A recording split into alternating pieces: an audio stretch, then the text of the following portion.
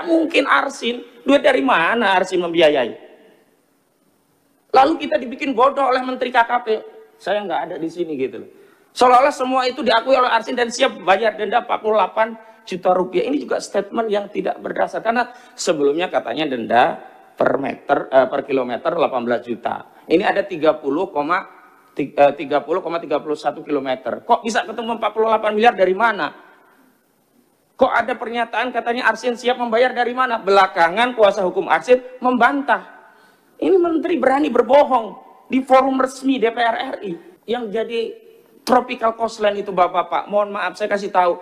Ini tanah hak negara mau dirampok oleh Jokowi dikasih kepada Aguan. Kenapa? Dari 1.755 hektar proyek PIK 2 yang disebut dengan tropical coastline, 1.500-nya itu kawasan hutan lindung yang kewenangannya ada pada negara. Mau dikasih kepada PIK 2, dikasih ke Aguan. Ini korupsi. Penyalahgunaan kewenangan dan perbuatan melawan hukum yang menguntungkan diri sendiri, orang lain atau korporasi, dalam hal korporasinya Aguan karena dapat tanah, yang merugikan keuangan negara. Ruginya negara apa? Kehilangan kawasan hutan lindung yang itu mewakili kerugian rakyat. Saya Herzbun Arif dari Forum News Network.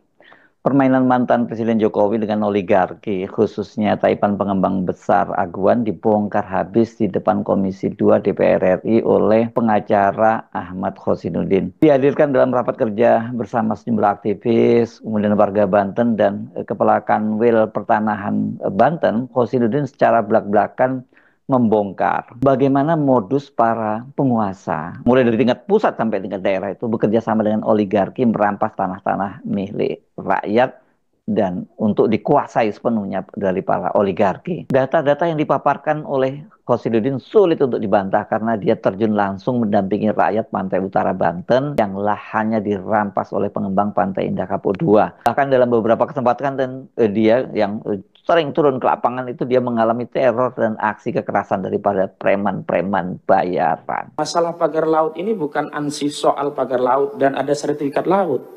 Tapi di sana terkandung motif untuk melakukan proses reklamasi dan rekonstruksi wilayah laut dengan dalih itu adalah tanah musnah yang sudah dipersiapkan belitnya peraturannya di PP nomor 18 tahun 2021. Di pasal 66 itu tegas diatur bahwa tanah musnah ini yang punya hak atas tanah musnah memperoleh dua hal di pasal 66 PP 18 2001. Yang pertama adalah hak untuk reklamasi atau rekonstruksi. Yang kedua bahkan punya hak untuk mendapatkan uang kerohiman. Artinya bukan hanya wilayah laut yang akan dirampas oleh oligarki jahat ini, tetapi juga APBN atau APBD akan diambil juga untuk mendapatkan kompensasi uang kerohiman dari sertifikat mereka yang mereka dalihkan dulunya, mungkin zaman jahiliyah, zaman Firaun mungkin, itu diklaim sebagai tanah daratan yang kemudian menjadi tanah musnah. Maksud saya begini, Undang-Undang Cipta Kerja, Undang-Undang nomor 6 tahun 2003, mulai mengatur apa itu disebut dengan tanah musnah. Sebelumnya di belit pertanahan, akarnya kan Undang-Undang Pokok Agraria 560, itu tidak pernah diatur apa yang dimaksud dengan tanah musnah. Di Undang-Undang Cipta Kerja mulai disusupkan istilah tanah musnah di pasal 49. Di PP 18 2001 lebih ditegaskan lagi. Di definisinya ada di angka 1 nomor 33 dan bahkan di pasal 66 PP 18 2001 itulah yang menjadi dasar legitimasi bagi pihak-pihak yang ingin membangun industri properti di wilayah laut bisa memperoleh hak tapi bukan reklamasi seperti di pantai utara Jakarta. Mereka melakukan reklamasi dan rekonstruksi dengan dalih mereka punya sertifikat hak, apakah itu SHGB atau SHM, yang didalihkan sebelumnya ini adalah tanah daratan yang terkena abrasi, dianggap tanah musnah. Clear ini yang sedang terjadi, upaya hendak merampas wilayah tanah laut kita, berdalih PP 1821 dari pintu pasal 66. Maka mulai bekerja mereka menyiapkan alas haknya. Kepala Desa Kohot ini punya tugas untuk menyiapkan narasi. Dulu ada girik-girik tahun 80-an, 81, 82 yang seolah-olah ada di wilayah laut yang kemudian menyelibatkan kantor jasa surveyor berlisensi yang dia juga tekan seolah-olah wilayah itu ada di wilayah daratan, maka diterbitkan oleh BPN ini. Jadi mafianya itu melibatkan BPN juga. Karena produk itu tidak mungkin terbit kalau BPN melakukan tindakan yang benar-benar sesuai aturan. Contoh, tidak mungkin ada pengukuran sertifikat di laut kemudian diloloskan sertifikatnya. Terakhir, 263 SHGB. Itu sudah diakui punya salah satu properti yang kita ketahui dia rajanya reklamasi. Agung Sedayu Group, proyeknya apa? Pantai Indah Kapuk 2. Motifnya apa? Itu nanti akan direklamasi atau rekonstruksi. Menggunakan apa? Pasal 66 PP 18 tahun 2001. Siapa yang membiayai? Tentu yang punya kepentingan terhadap reklamasi, dialah yang membiayai. Gak mungkin Arsin. Duit dari mana Arsin membiayai? Lalu kita dibikin bodoh oleh Menteri KKP. Saya nggak ada di sini gitu loh. Seolah-olah semua itu diakui oleh Arsin dan siap bayar denda 48 juta rupiah. Ini juga statement yang tidak berdasar. Karena sebelumnya katanya denda per kilometer 18 juta. Ini ada 30,31 kilometer. Kok bisa ketemu 48 miliar dari mana?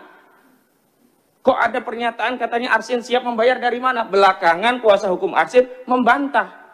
Ini menteri berani berbohong di forum resmi DPR RI. Lalu kalau motifnya itu nyambung bagi rakyat, dan rakyat sudah tahu, Pak. Kalau Bapak kunjungan ke Pulau Cangkir, saya kan yang pertama kali dengan kawan-kawan memviralkan pagar laut di Pulau Cangkir itu. Juga kemudian nelayan Khalid dan yang lainnya, rame kita bareng-bareng. Baru terungkap rencana penjajahan tanah laut kita ini. Itu di wilayah laut.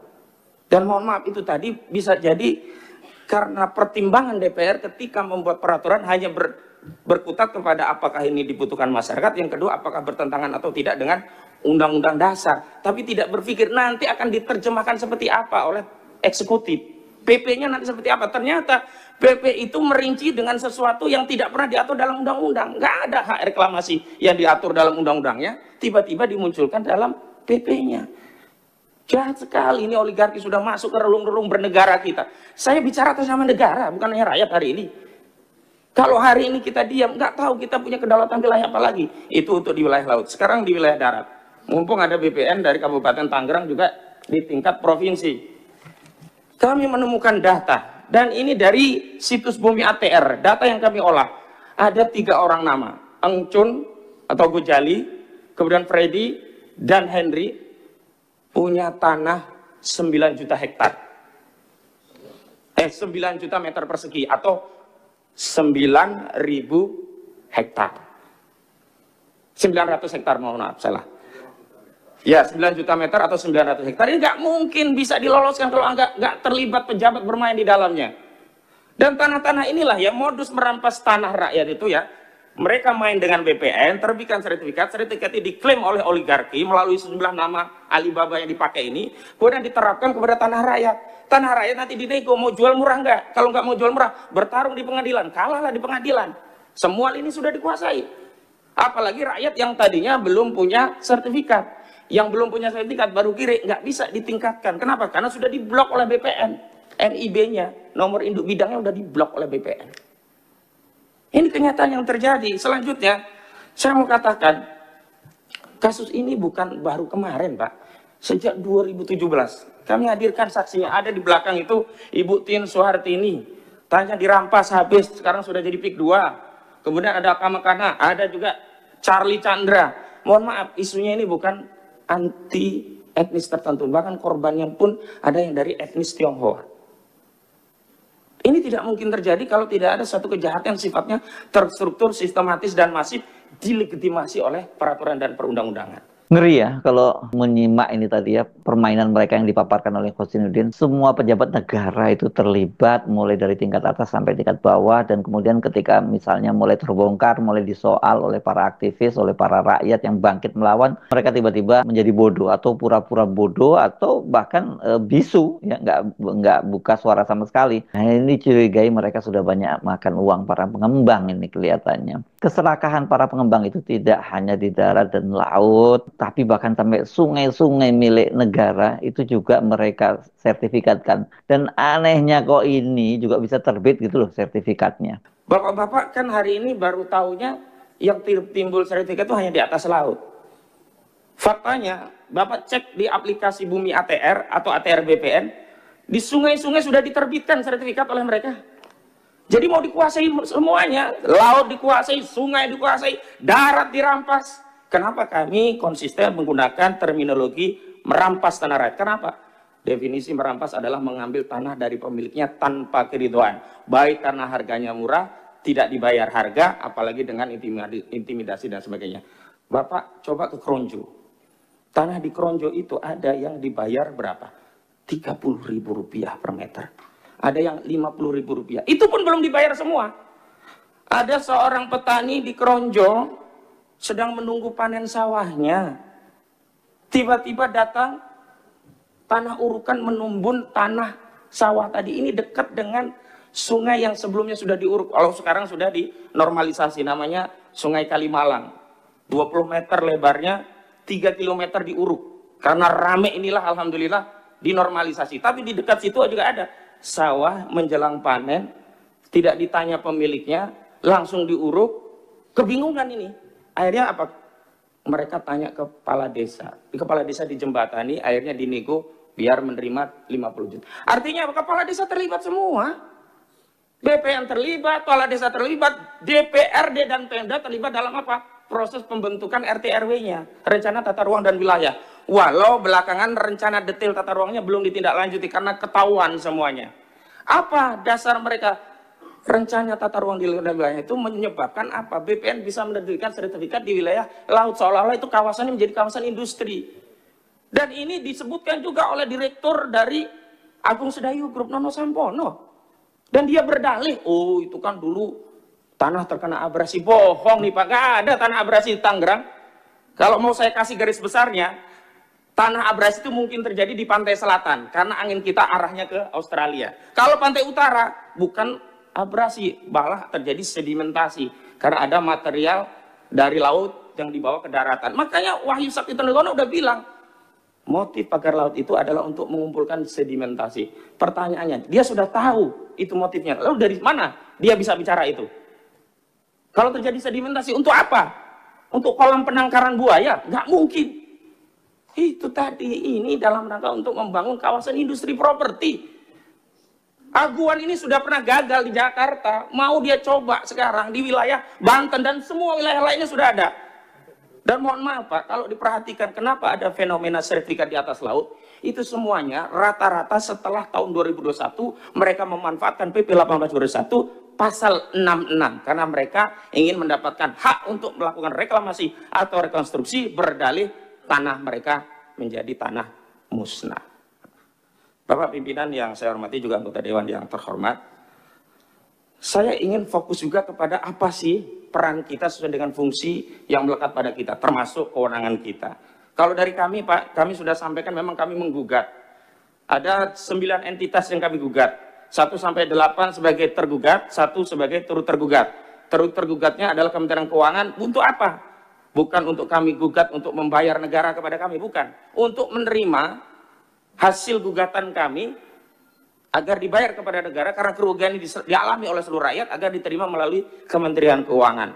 Mohon izin saya sampaikan, tergugat 1-nya Aguan atau Sugianto Kusuma, tergugat 2 Antoni Salim, tergugat 3 adalah PT Pantai Indah Kapuk, tergugat 4 adalah PT Mandiri Lestari, ya, Mandiri Sukses Makmur Lestari.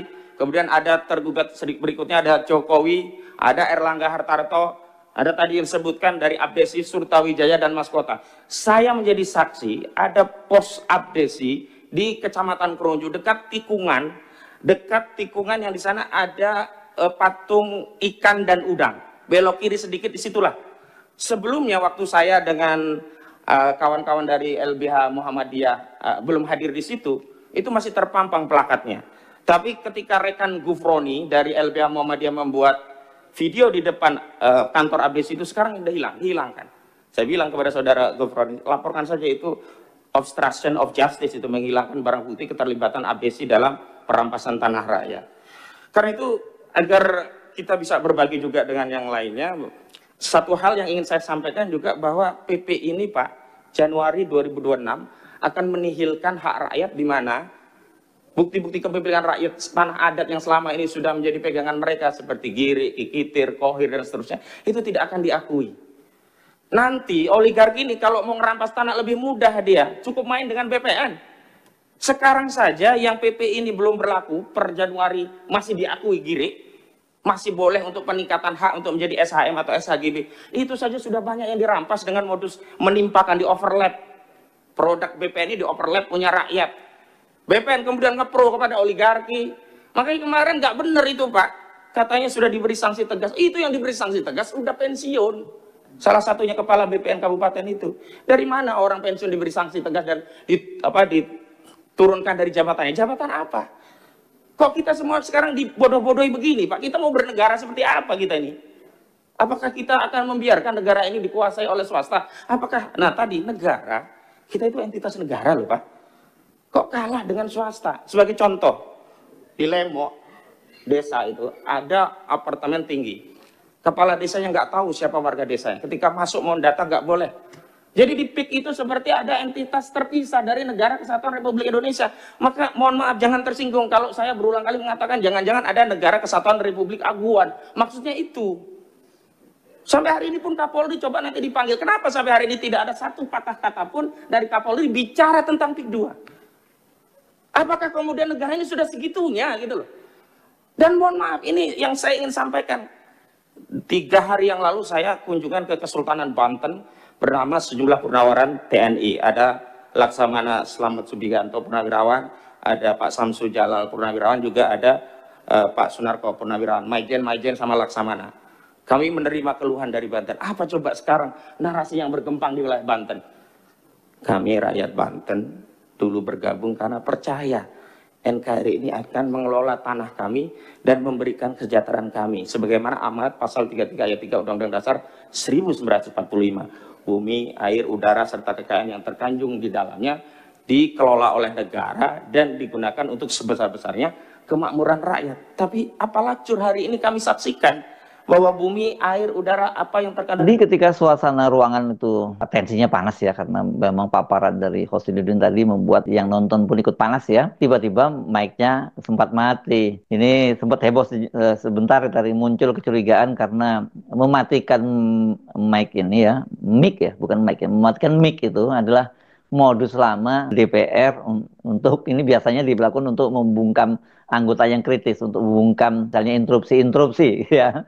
Tapi kali ini kan yang hadir bukan para anggota DPR. Tapi kan tadi Wakil Ketua Komisi 2, Dede Yusuf, ini politisi dari Partai Demokrat yang memimpin rapat, menjamin tidak ada sabotase. Ya wajar ya, kalau dalam situasi semacam itu, kemudian muncul kecurigaan. Kan sekarang ini public distrust kepada penguasa itu makin luas. Hal-hal sekecil apapun bisa dan